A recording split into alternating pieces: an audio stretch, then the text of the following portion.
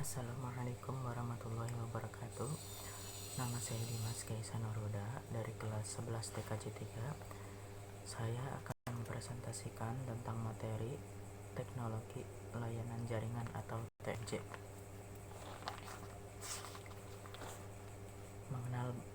Mengenal bandwidth. Secara mendasar, bandwidth merupakan ukuran dari banyaknya informasi atau data atau bit yang dapat dikirim dari suatu tempat ke tempat lain dalam 1 detik. Satuan yang digunakan dalam bandwidth adalah bps, bit per second. Konsep bandwidth itu memiliki kelemahan utama, yaitu tidak dapat menghitung berdasarkan kondisi jaringan yang sebenarnya. Bandwidth bisa digunakan untuk mengukur aliran data analog maupun aliran data digital. Klasifikasi bandwidth. Satuan yang digunakan dalam bandwidth adalah bit, byte, kilo, mega, dan giga. Secara mendasar, bandwidth dikategorikan menjadi bandwidth analog dan digital. Bandwidth analog adalah rentang antara frekuensi yang terendah dengan frekuensi yang tertinggi yang digunakan pada transmisi sinyal radio, digital ataupun analog, dalam satuan hertz atau Hz yang dapat menentukan banyaknya informasi yang dapat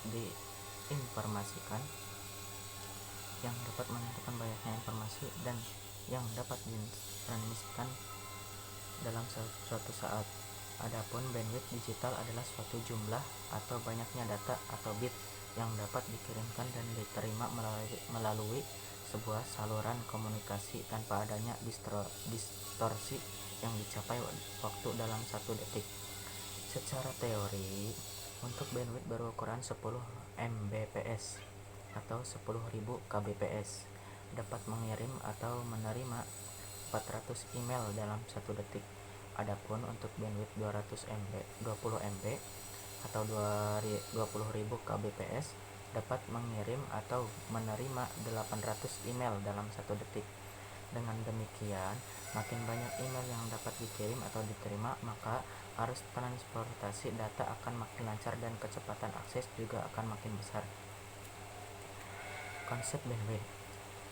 1. Internet unlimited.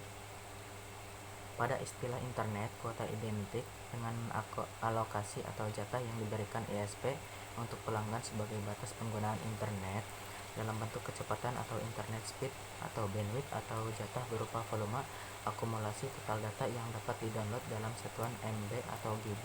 1. Internet unlimited atau kuota speed atau bandwidth. 2. Unlimited speed, kuota volume base.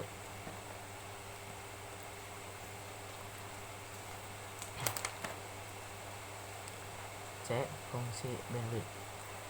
Fungsi dasar bandwidth adalah menghitung besarnya kemampuan dalam transmisi data yang dilakukan pengguna. Namun selain fungsi utama tersebut, ada beberapa fungsi bandwidth yang lain, yaitu sebagai berikut.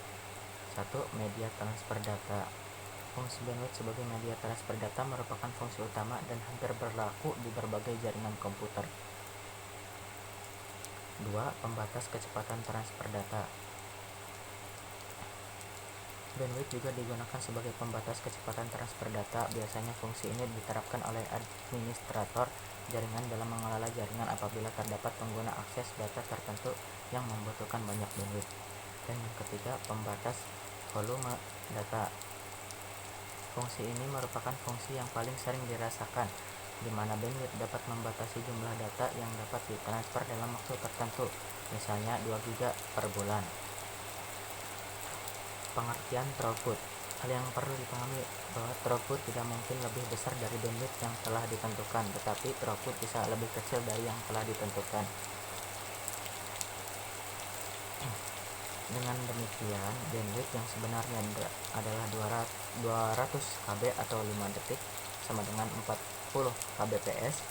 Beberapa faktor yang memengaruhi besar kecilnya throughput pada saat mengirim dan menerima data lewat jaringan internet adalah sebagai berikut. A. Kualitas jaringan. B. Jam sibuk. C. Malware. Dan D. Kecepatan uplink server. Demikian yang dapat saya sampaikan. Kurang lebihnya mohon maaf. Wabillahi taufiq wal hidayah. Wassalamualaikum warahmatullahi wabarakatuh.